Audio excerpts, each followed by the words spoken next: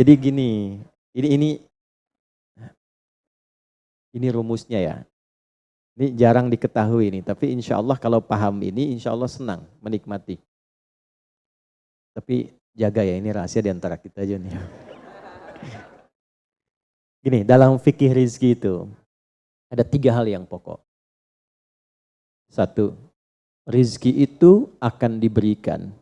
Rumusnya ya, akan diberikan saat ikhtiar kita keluar. Apapun jenisnya. Sudah jelas itu. Ya. Itu ada di Quran surah ke-51. Sudah? Di ayat 22. Wa fis samaa'i rizqukum wa ma tu'adun. Dan di langit telah ditetapkan kadar rizkimu. Dan dijanjikan oleh Allah pasti diberikan. Nah, kapan itu diberikan? Ketika ikhtiar kita keluar. Jadi yang laki-laki, yang ikhwan ini, contoh ini, kita sudah siap saja untuk keluar, baru bawa map melangkah untuk menjemput rizki Allah, ya, itu sudah ditetapkan keluar. Cuma sampainya kapan kita terima, nanti ada aturan lagi yang mengikat.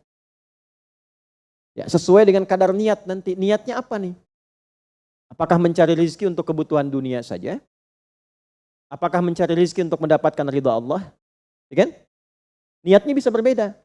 Nah, berdasarkan niat itu nanti Allah arahkan untuk mendapatkan yang terbaik. Tapi berlaku hukum kedua, ikhtiar Anda itu telah mengeluarkan rizki dan tidak akan menguranginya. Ya, paham dulu sampai sini dulu ya, pelan-pelan dulu. Nah, handphonenya turun dulu supaya fokusnya nyimaknya maksimal ya, supaya maksimal nyimaknya. Tenang, ini direkamnya bisa diulang nanti kalau supaya maksimal ngelihatnya. Jadi ini yang pertama dulu. Rizki sudah ditetapkan, pasti diberikan. Cara Allah memberikan, kita bergerak, itu rizki ditetapkan turun. Jelas? Nah, diterimanya oleh kita, nanti kembali berdasarkan ikhtiar kita dan niat kita untuk mendapatinya. Innamal a'malu bin, ya, itu dalil hadisnya. Jelas ya, sampai sini dulu. Yang kedua, rizki tidak akan tertukar dan berkurang. Karena kadarnya sudah pas. Ya, tepat, pas. Tidak ada yang berkurang. Dan tidak akan tertukar. Kalau Anda yang berikhtiar, tidak mungkin datangnya ke teman Anda. Mustahil. Kalau kita yang berikhtiar, tidak mungkin kepada saingan kita. Itu mustahil. Ya, kan ada persaingan dalam bisnis kadang-kadang kan. Kalau Anda yang ikhtiar, tidak mungkin ikhtiar Anda hasilnya diberikan kepada lawan bisnis Anda, itu mustahil. Pasti jatuhnya ke Anda juga. Tidak akan ke yang lain. Kecuali dalam satu bab rumah tangga. Ya, usaha ayah kadang diberikan rizkinya mengalir kepada anak, atau usaha anak akan mengalir kemudian dampaknya kepada orang tuanya. Itu sudah rumus. Ya, awas hati-hati. Jadi kalau Anda ingin mudah berkehidupan ke depan, didik anak dekat dengan Allah. Ketika anak itu jadi baik, keberkahan pada anak itu akan menular kepada kedua orang tuanya. Ya, Bapak Ibu pengen haji, nabung banyak, belum berangkat-berangkat, sudah antrian panjang. Itu kan? Tapi tiba-tiba ada orang yang tetangga anaknya penghafal Quran 30 juz, dapat hadiah haji, orang tuanya ikut, bapaknya ikut, ibunya ikut, gurunya ikut. Ya, jadi nanti ada 2 ayat di dalam Al-Quran yang menjamin usaha orang tua mengalir ke anak, usaha anak mengalir kepada kedua orang tua. Babnya keluarkan kalau ingin mudah. Nah, yang ketiga, nanti saya urutkan di papan tulis supaya memudahkan itu. Yang ketiga, ini yang paling penting untuk disadari, urut dulu ya. 1, rizki telah ditetapkan untuk diberikan sepanjang kita mau berikhtiar untuk menjemputnya. 2, rizki tidak akan berkurang dan tidak akan tertukar. Baik ya? Jelas sampai sini? Nah, ketiga, ini yang paling penting. Fokus ini dengan baik.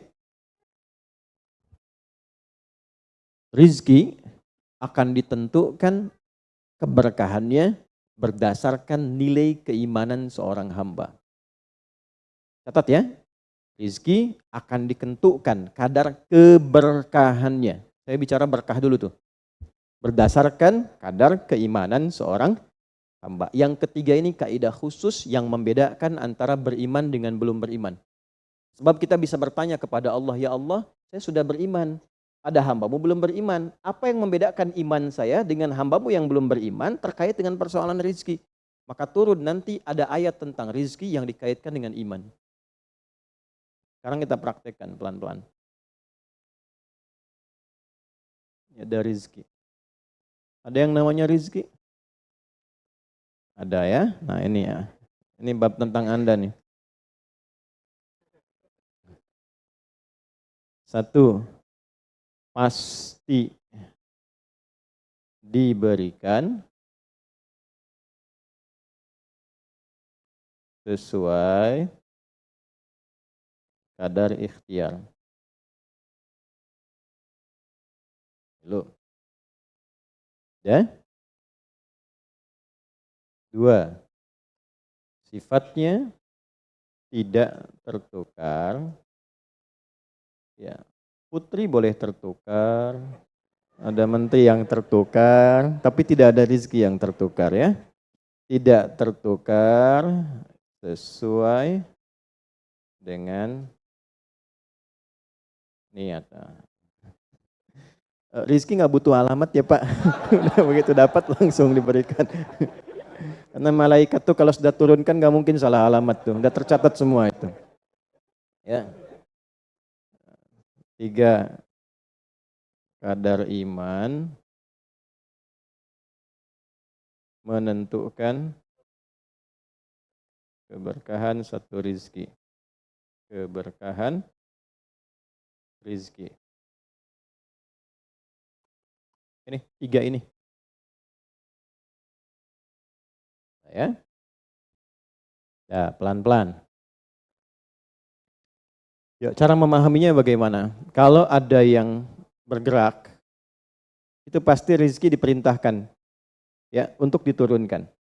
Tapi sekali lagi tadi, apakah itu akan langsung diterima atau nanti diakumulasikan, dikumpulkan? Yang dengan pengumpulan itu di titik tertentu Allah berikan. Jadi kalau Anda misalnya belum dapat hari ini, belum dapat hari besok, sepekan nyari nggak dapat. Tiba-tiba bulan yang ketiga dapat dan gajinya begitu besar tawarannya. Bahkan belum mulai udah dikasih ya pesangon misalnya untuk uang muka banyak sekali. Nah, cara memahaminya bagaimana? Bukan berarti ketika Anda dapat di situ besar, itu akumulasi kumpulan yang telah dikumpulkan dari ikhtiar Anda sejak awal. Paham nggak sampai sini? Paham ya? Nah, kenapa ada hukum demikian? Masuk ke sini dulu nih. Ya, saya mau tanya sebentar. Bapak Ibu, yang para ayah dulu ya, laki-laki lah terutama. Kalau mencari rizki dalam konteks bekerja ya, untuk materi. Karena rizki itu nanti ada ketenangan, anak-anak, keturunan itu rizki juga.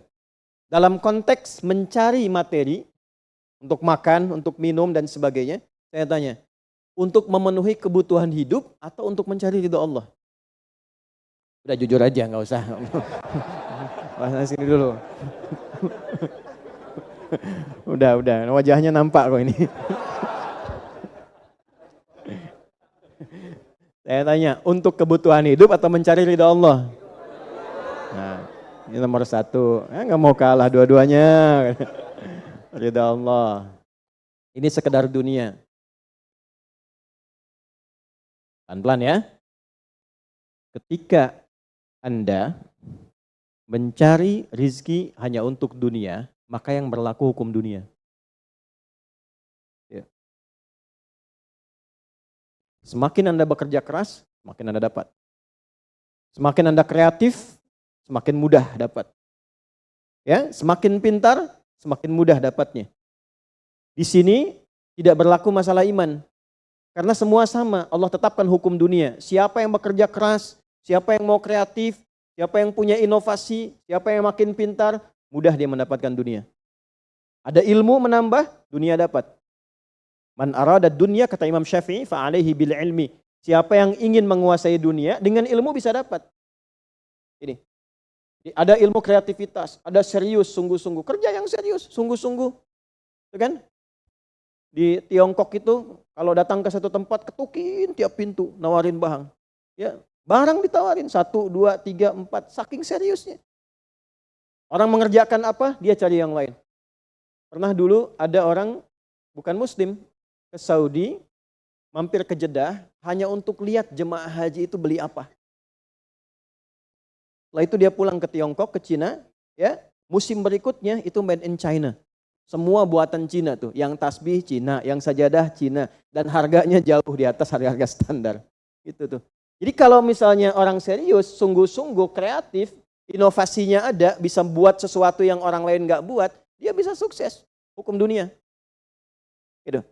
Tapi semua apa yang didapatkan pun untuk memenuhi kebutuhan dunia saja. Nafsu ada di situ, persaingan ada di situ, ya, popularitas ada di situ. Makanya orang-orang yang kerjanya orientasi dunia itu pada umumnya, pada umumnya apa yang didapatkan hanya untuk memenuhi kebutuhan nafsunya saja. Selesai sampai sini. Nafsu itu kan nggak berhenti. Makanya perlombaannya berapa banyak? Ayo siapa yang duluan dapat 10 triliun? Siapa yang duluan dapat 20 triliun? Dunia. Dan nggak akan berhenti. Begitu dapat pengen nambah lagi. Dapat pengen nambah lagi. Walaupun yang dipakai mungkin tidak sampai ke situ. Sekarang saya tanya Anda ya. Mengumpulkan sesuatu yang tidak Anda gunakan bermanfaat tidak? Ya. Ibu misalnya mengumpulkan kayu bakar banyak sampai seruangan masjid ini, Bu. Ya. Tapi yang ibu pakai sehari cuma satu. Ya, dikumpulin 1, 2, penuh, tapi yang dipakai 1. Tapi nggak pernah puas melihat pengen lagi, sampai 10 masjid kayu dikumpulkan. Yang dipakai cuma 1. Kira-kira perbuatan semacam ini bermanfaat tidak? Nah, jika ada orang yang banyak bekerja, hanya membutuhkan sesuatu untuk memenuhi keinginannya saja, ketahuilah Anda terjebak dalam kehidupan duniawi. Mohon maaf sebesar-besarnya ya. Jadi kalau bekerjanya hanya untuk tambah tabungan lagi, cek saldo, bandingkan dengan teman-teman, tapi dari apa yang dikumpulkan tidak membuat Anda lebih baik. Ya, yang paling bahaya tuh gini, pas sakit carinya obat generik. Padahal kayaknya minta ampun gitu. Ya, itu menunjukkan bahwa ada sifat dunia yang menguasai. Pada diri pribadi pun bersifat masih kikir. Nah ini ya, ini yang berbahaya ini. Ya, kalau bekerjanya nggak ada masalah, serius dapat nggak ada masalah. Cuma yang dapat ini mengeluarkannya seperti apa? Kalau hanya mengumpulkan, hanya pamer, hanya untuk update, dia mau menyampaikan dengan pamernya, pakai hukum dunia, nggak bisa disalahkan dalam konteks dunia. Walaupun secara moral dalam hukum agama ini tidak dibenarkan. Jelas nggak sampai sini? Ya, sekarang saya tanya, ada nggak orang misalnya OKB misalnya, orang kaya baru gitu. Nah, baru kaya langsung pasang status, ada yang begitu? Ya, dapat mobil baru pasang status, ada yang begitu? Nah, ini biasanya semakin banyak dilakukan terjebak dengan hukum dunia. Tugas kita mendoakan, bukan mencela. Oh pasti si itu tuh, bukan ya, jangan seperti itu. Ya, tugas kita mendoakan kembali dan sehingga dengan doa itu mudah-mudahan sampai kepada jiwanya untuk bisa berubah. Sehingga diarahkan pada yang lebih baik. Tapi maksud saya begini, kalau ada di antara yang ngaji itu terpedaya dengan sistem seperti ini, dia bekerja, tambah lagi, tapi penambahan itu tidak membuat kehidupannya lebih baik dan bermanfaat, dia terjebak dalam kehidupan dunia. Pada akhirnya berlaku hukum akhir dunia. Hukum akhirnya? Fana. Dunia itu kan punya 2 arti, satu cepat, yang kedua rusak. Cepat, gak terasa, kayaknya baru kemarin kita ngaji ya, sekarang ketemu lagi. Cepat tuh. Ya ketemu teman, kayaknya baru kemarin main sama-sama. Ternyata sekarang udah punya cucu 4 gitu. Ya? Itu dunia tuh. Itu hukum dunia, cepat. Ya, cepat. Yang kedua rusak. Semua dunia itu akan fana, rusak, sifatnya hilang, habis. Kalau bukan kita meninggalkan dunia, dunia yang meninggalkan kita duluan. Ini saya sering katakan, ini ada gelas nih, menampung air. Airnya habis, didiamkan saja, jangan diapa-apakan. Ini kotor, rusak sendiri. Anda punya handphone, elektronik, simpan aja, nanti rusak sendiri. Sifat semua dunia itu rusak. Ya, di sepanjang kita berada di dunia, tubuh pun gak abadi. Yang ganteng-ganteng akan hilang dengan sendirinya gantengnya. Makanya ibu kalau cari suami ganteng nanti rugi tuh. Ya. Baik, sama, istri juga demikian, yang perempuan demikian. Semua selama di dunia hukum berlaku. Nah, harta juga begitu. Saat dikumpulkan banyak yang dihitung ini, Kalau tidak sadar dengan, nah ini poinnya. Kalau tidak sadar dengan ketentuan hidup yang benar, pasti penyesalannya di akhir. Karena semua yang dikumpulkan itu pada akhirnya akan selesai hilang. Minimal manusia yang meninggalkan apa yang dikumpulkan dari dunia ini. Terkumpul 100 triliun, hartanya kumpul, manusianya kan meninggal juga. Ya kan? Selesai ya? Ya pertanyaannya, selama hidup yang kemakan berapa dari sini? Nah ini yang kemudian dikoreksi oleh agama, dituntun oleh Islam. Tidak salah. Kalau bisa jangan 100 triliun, nanggung 1000 triliun, 2000 triliun, 3000 triliun. Kayak Abdurrahman bin Auf tuh sampai 14.000 triliun. Kalau dihitung dengan kurs sekarang, sampai 14.000 triliun. Tapi ternyata apa yang dikumpulkan itu membawa keberkahan untuk dunianya plus membawa bekal kebaikan untuk akhiratnya. 1 dari 10 orang yang dijamin masuk surga tanpa hisab adalah orang paling kaya yang pernah hidup di muka bumi ini. Salah satunya Abdurrahman bin Auf. Hartanya kurang lebih sampai 14.000 triliun. Tapi bisa menggunakannya. Dunianya sejahtera, akhiratnya terjamin. Jelas sampai sini? Ya, nah maka yang paling menentukan itu ini satu niat, yang kedua di sini aspek keberkahan. Dicarinya pakai iman.